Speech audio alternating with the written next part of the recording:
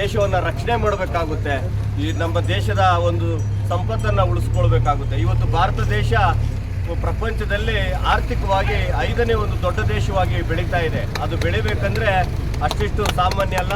ನಮ್ಮ ಎಲ್ಲ ಹಿರಿಯರು ನಾವೆಲ್ಲರೂ ಏನು ಈ ಸಮಾಜದಲ್ಲಿ ಏನು ಸೇವೆ ಮಾಡ್ತಾ ಇದ್ದೀವಿ ಅದರಿಂದನೇ ಇದೆಲ್ಲ ಆಗೋದಕ್ಕೆ ಸಾಧ್ಯ ಆಗಿದೆ ಅಂತ ಈ ಸಂದರ್ಭದಲ್ಲಿ ನೆನೆಸ್ಕೊಳ್ಳೋದಕ್ಕೆ ನಾನು ಇಷ್ಟಪಡ್ತೀನಿ.